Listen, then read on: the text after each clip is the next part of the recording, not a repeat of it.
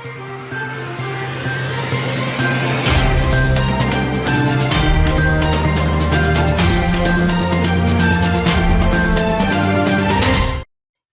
முக்கிய நிகழ்வுகள். வில்லியனூர் லூர்து அன்னை ஆலய தேர் திருவிழா, ஏராளமான கிறிஸ்தவர்கள் பங்கேற்பு.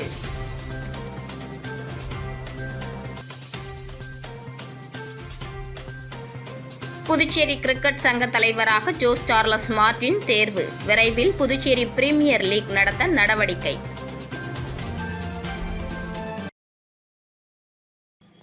வில்லியனூரில் பிரசித்தி பெற்ற தூய லூர்து அன்னை திருத்தலத்தின் 149ஆம் ஆண்டு பெருவிழாவின் ஆடம்பர தேர்பவனியில் திரளான பக்தர்கள் பங்கேற்றனர்.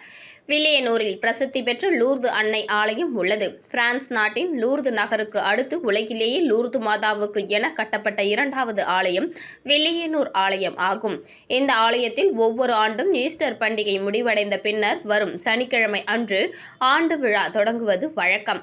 அதன்படி இந்த ஆண்டு 149ஆம் பெருவிழா கடந்த 11ஆம் தேதி கொடியேற்றத்துடன் துவங்கியது. திருவிழா நாட்களில் தினமும் காலை மற்றும் மாலையில் திருப்பலிகள், சிறிய தேர்பவனி நடைபெற்று வந்தது. விழாவின் முக்கிய நிகழ்ச்சியாக நேற்று இரவு ஆடம்பர தேர்பவனி நடந்தது. இதையொட்டி காலை ஆண்டு பெருவிழாவும் உயர்மறை மாவட்ட பேராயர் பிரான்சிஸ் கலிஸ் தலைமையில் கூட்டு திருப்பலியும், மாலை பெருவிழா திருப்பலியும் நடைபெற்றது. அதனைத் தொடர்ந்து இரவு 7:30 மணிக்கு லூர்து மாதாவுக்கு வைர கிரீடம் அணிவித்து மின்விளக்கு அலங்காரத்தில் ஆடம்பர தேர்பவனி நடைபெற்றது. போப் ஆண்டவரால் முடிசூடப்பட்ட லூர்து மாதா சொரூபம், மாதாவின் திருக்குளம் மற்றும் தேரோட்டம் ஆகியவை மிக முக்கிய நிகழ்வுகளாகும். மாதா ஆலயத்தில் இருந்து புறப்பட்ட பவனி முக்கிய வீதிகள் வழியாக சென்று மீண்டும் ஆலயத்தை வந்தடைந்தது. இதில் ஏராளமான கிறிஸ்தவர்கள், பொதுமக்கள் கலந்து கொண்டனர். பல்லாயிரக்கணக்கான பக்தர்கள் பங்கேற்கும் இந்த விழாவில் காலை நடைபெறும்.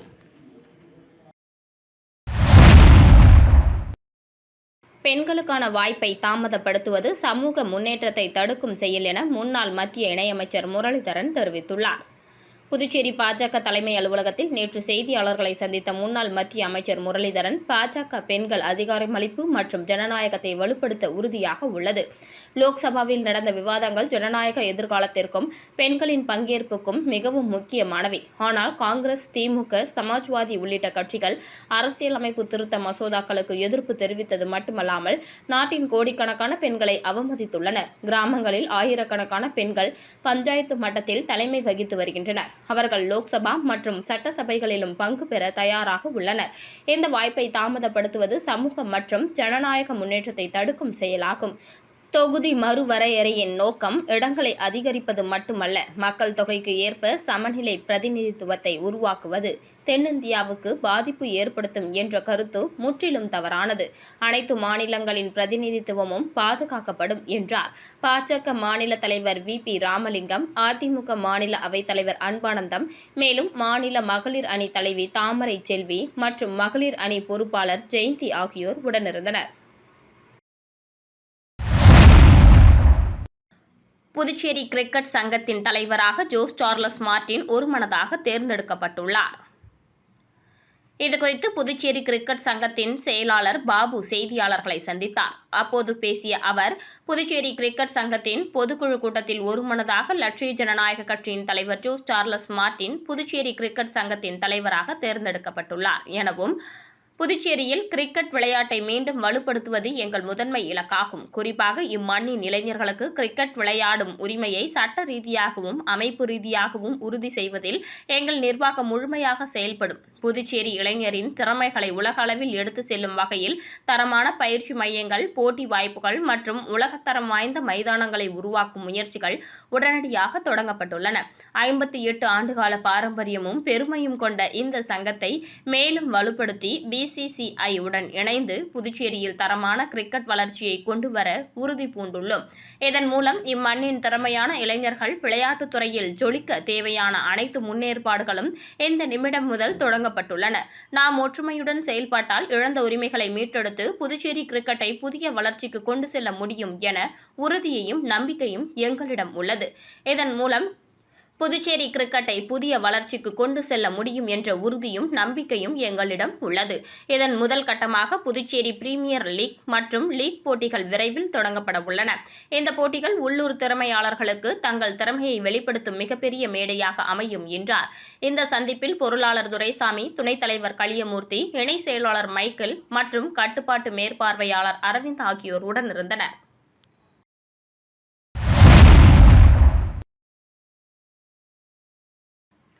புதுச்சேரி முதலியார்பேட்டை உழந்தை ஏரிக்கரை அருகே பாரதி வீதியில் அமைந்துள்ள அருள்மிகு ஸ்ரீ நாகேஸ்வரி அங்காள பரமேஸ்வரி அம்மன் ஆலய அஷ்டபந்தன மகா கும்பாபிஷேகத்தில் திரளான பக்தர்கள் கலந்து கொண்டு சுவாமி தரிசனம் செய்தனர்.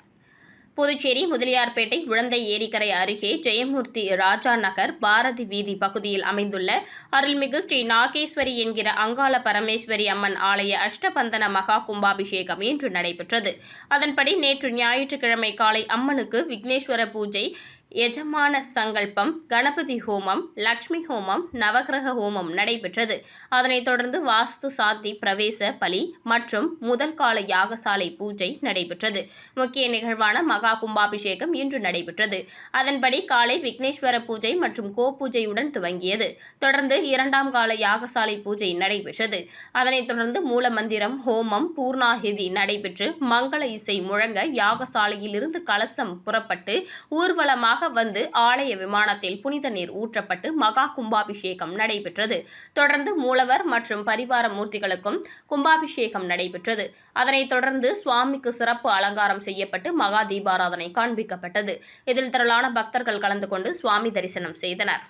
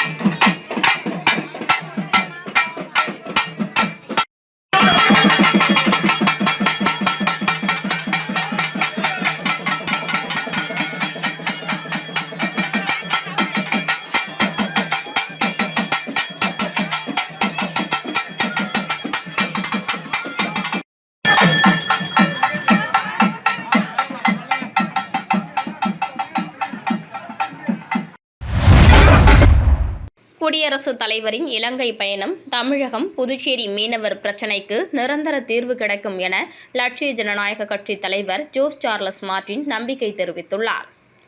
இலங்கை சென்றுள்ள குடியரசு துணைத் தலைவர் சி.பி. ராதாகிருஷ்ணன் அந்நாட்டு அதிபர் மேதகு அனுரகுமார திசநாயக் அவர்களை நேரில் சந்தித்து முக்கிய ஆலோசனைகள் நடத்தியிருப்பது மகிழ்ச்சி அளிக்கிறது. தமிழகம் மற்றும் புதுச்சேரி மாநில மீனவர்களின் நீண்ட நாள் பிரச்சினைகள், குறிப்பாக அவர்களின் வாழ்வாதாரத்துடன் நேரடியாக தொடர்புடைய மீன்பிடி தொழில் சிக்கல்கள் குறித்து மனிதாபிமான அடிப்படையில் தீர்வு காண வேண்டிய அவசியம் வலியுறுத்தப்பட்டதாக செய்திகள் வெளியாகியுள்ளன. இந்த முன்னேற்றத்தை லட்சிய ஜனநாயக கட்சிக்கான ஒரு முக்கிய வெற்றியாக நான் கருதுகிறேன். நமது மீனவர்கள் உரிமைகள், பாதுகாப்பு மற்றும் வாழ்வாதாரத்தை உறுதிப்படுத்தும் வகையில் இந்தியா மற்றும் இலங்கை ஆகிய இரு நாடுகளின் அரசுகளும் நல்லதொரு நிரந்தர தீர்வை விரைவில் வழங்கும் என நம்பிக்கை இந்த சந்திப்பின் மூலம் மேலும் வலுவடைந்துள்ளது. இதற்காக நமது குடியரசு துணைத் தலைவர் அவர்களும் இலங்கை அரசுக்கும் மனமார்ந்த நன்றியை தெரிவித்துக் கொள்கிறேன் என லட்சிய ஜனநாயக கட்சி தலைவர் ஜோஸ் சார்லஸ் மார்டின் தெரிவித்துள்ளார். அக்ஷய திருதியையொட்டி புதுச்சேரி V&M ஜுவல்லரியில் வாடிக்கையாளர்களுக்கு தங்க நகைக்கு எடைக்கு எடை வெள்ளி வழங்கும் சிறப்பு ஆஃபர் வழங்கப்பட்டது. புதுச்சேரி காமராஜர் சாலையில் அமைந்துள்ள ஸ்ரீ V&M ஜுவல்லரியில் அக்ஷய திருதியை முன்னிட்டு வாடிக்கையாளர்களுக்கு பல்வேறு சிறப்பு சலுகைகள் அறிவிக்கப்பட்டுள்ளது. குறிப்பாக தங்க நகை எடைக்கு இடையாக வெள்ளி இலவசமாக வழங்கும் கோல்டுக்கு சில்வர் தமாகா ஆஃபரும், வெள்ளி பொருட்களுக்கு கிலோவிற்கு ரூபாய் 5,000 தள்ளுபடியும், வைர நகைகளுக்கு கேரட்டுக்கு ரூபாய் 12,000 தள்ளுபடி வழங்கப்படுகிறது. மேலும் அக்ஷய திருதியையொட்டி தங்க காசுகளுக்கு 0% சேதாரத்துடன் வழங்கப்படுகிறது.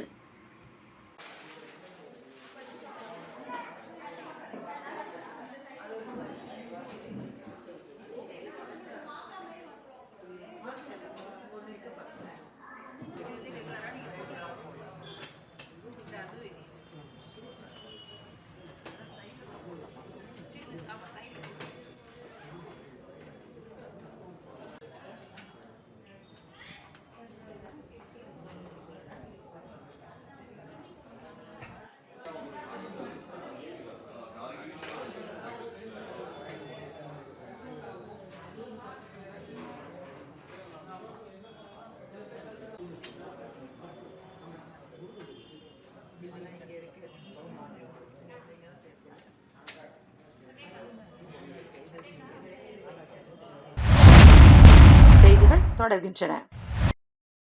ஒதியம்பட்டு ஓம் ஸ்ரீ சர்க்குரு மகான் வண்ணார பரதேஸ்வரர் சுவாமிகள் ஆலயத்தில் நடைபெற்ற 234ஆம் ஆண்டு மகா குரு பூஜை திருவிழாவில் திரளான பக்தர்கள் கலந்து கொண்டு சுவாமி தரிசனம் செய்தனர். புதுச்சேரி மாநிலம் ஒதியம்பட்டு பகுதியில் அமைந்துள்ள ஓம் ஸ்ரீ சர்க்குரு மகான் வண்ணார பரதேஸ்வரர் சுவாமிகள் ஜீவ சமாதி சித்தர் பீடத்தில் 234ஆம் ஆண்டு மகா குரு பூஜை விழா வெகு சிறப்பான முறையில் நடைபெற்றது. இதில் காலை அரும்பார்த்தபுரம் புதுச்சேரி சன்மார்க்க அன்பர்கள் சார்பில் அகவல் பாராயணம் நிகழ்ச்சியும் திருவாசக திருமுறை ஓதல் நிகழ்ச்சியும் தொடர்ந்து சங்கராபரணி ஆற்றங்கரையில் அமைந்துள்ள ஸ்ரீ காசி விஸ்வநாதர் ஆலயத்திலிருந்து மாலை போட்டு உள்ள பக்தர்கள் பால்குடம் மற்றும் புனித நீர் கொண்டு வந்து மாலை செலுத்துதல் நிகழ்ச்சியும் தொடர்ந்து ஜீவசமாதி பீடத்தில் சுவாமிக்கு அபிஷேகம் மற்றும் ஆராதனை வழிபாடு நடைபெற்றது. இதனைத் தொடர்ந்து மதியம் சுவாமிக்கு அலங்காரங்கள் செய்து மகா தீபாராதனை காண்பிக்கப்பட்டது. குரு பூஜை விழாவில் எதிர்க்கட்சித் தலைவர் சிவா கலந்து கொண்டு சுவாமி தரிசனம் செய்தார். தொடர்ந்து ஆலயத்தில் பரிவட்டம் கட்டி முதல் மரியாதை செய்யப்பட்டது. மேலும் குரு பூஜை விழாவில் பக்தர்கள் திரளாக கலந்து கொண்டு சுவாமி தரிசனம் செய்தனர். தொடர்ந்து விழாவில் கலந்து கொண்ட பக்தர்கள் அனைவருக்கும் அறுசுவை அன்னதானம் வழங்கப்பட்டது. நிகழ்ச்சிக்கான ஏற்பாட்டினை ஆலய நிர்வாக அதிகாரி பர்குணம், ஆலய தலைமை அர்ச்சகர் முத்து மற்றும் ஒதியம்பட்டு ஊர் பொதுமக்கள் மிக சிறப்பான முறையில் செய்து வருகின்றனர்.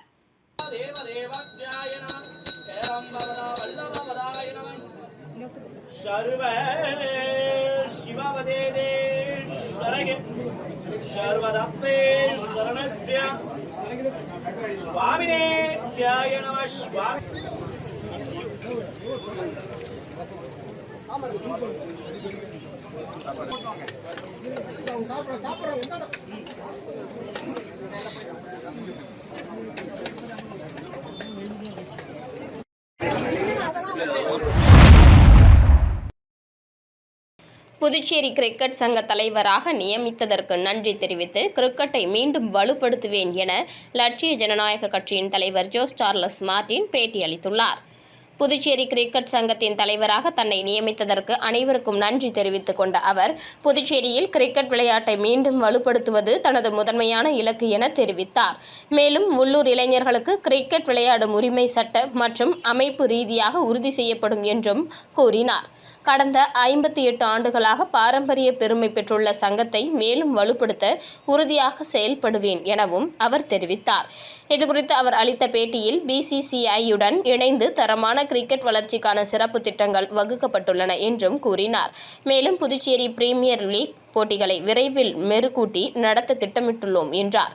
இந்த லீக் போட்டிகள் மூலம் உள்ளூர் திறமையாளர்களுக்கு பெரிய மேடை உருவாகும் என்றும், இது புதுச்சேரி கிரிக்கெட் அணிக்கான புதிய அத்தியாயத்தின் தொடக்கமாக அமையும் என்றும் நம்பிக்கை தெரிவித்தார்.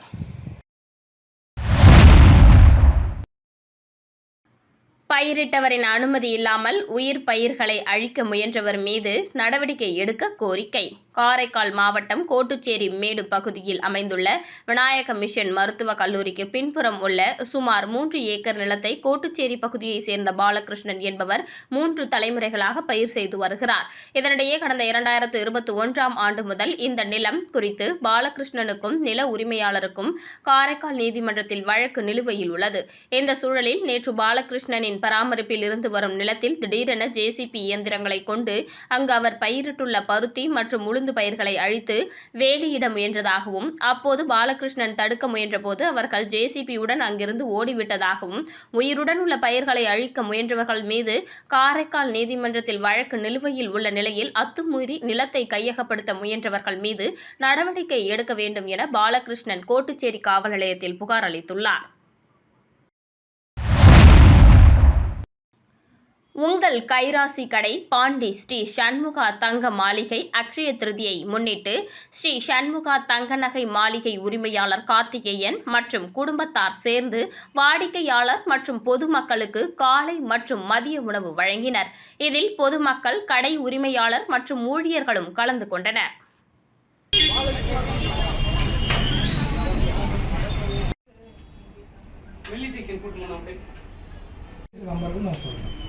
சரி இருக்கு காட்டுறேன் ஆல்ரெடி நம்பர் அதனால ப்ராப்ளம் பாலிங்க பேசல டாட்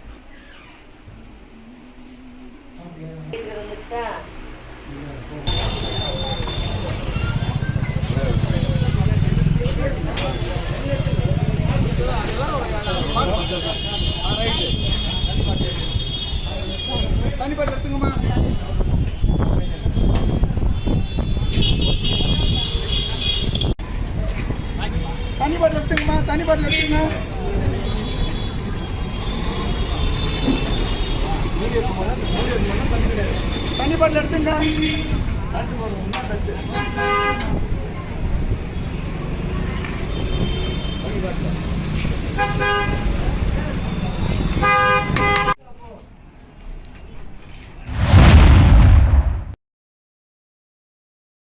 PM ஸ்ரீ மறைமலை அடிகள் அரசு மேல்நிலைப்பள்ளி ஏம்பலம் மாணவ மாணவிகள் 370க்கும் மேற்பட்ட பரிசுகளை பெற்று சாதனை படைத்துள்ளனர்.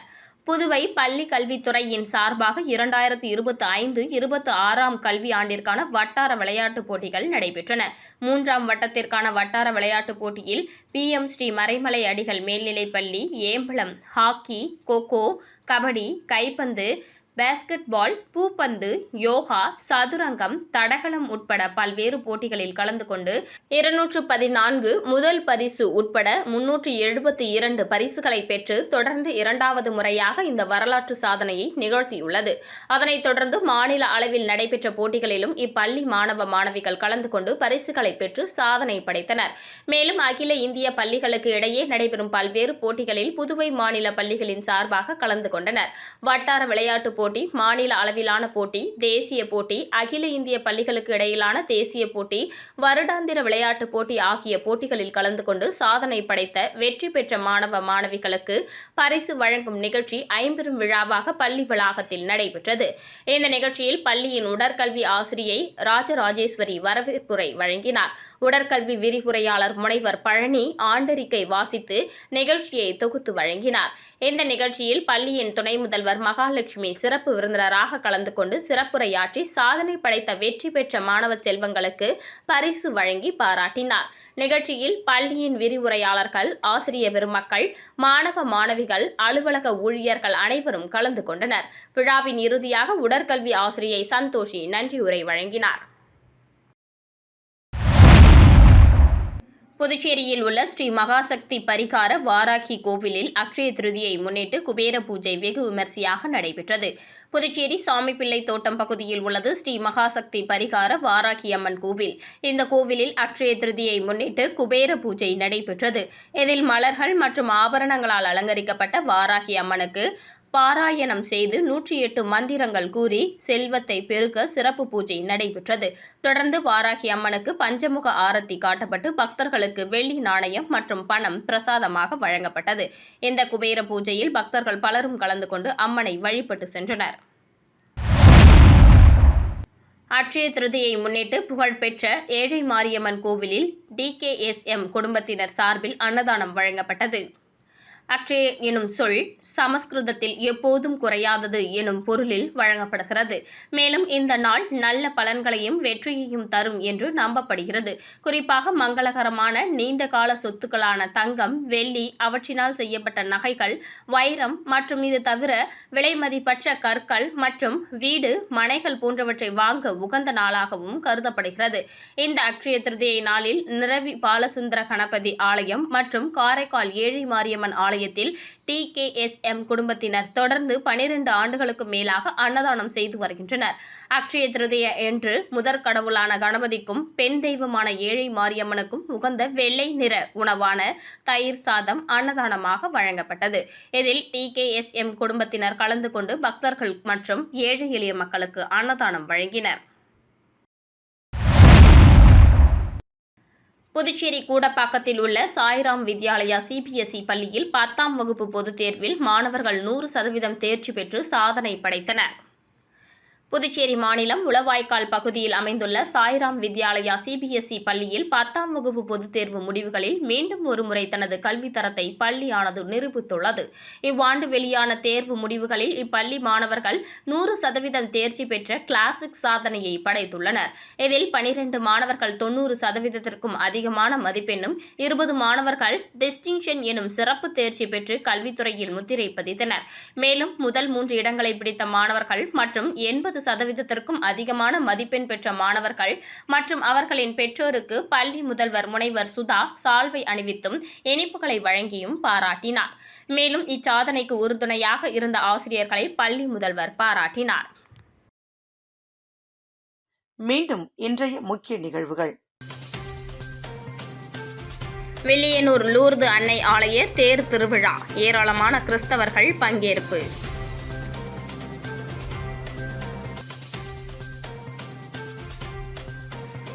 புதுச்சேரி கிரிக்கெட் சங்க தலைவராக ஜோஸ் சார்லஸ் மார்டின் தேர்வு, விரைவில் புதுச்சேரி பிரீமியர் லீக் நடத்த நடவடிக்கை.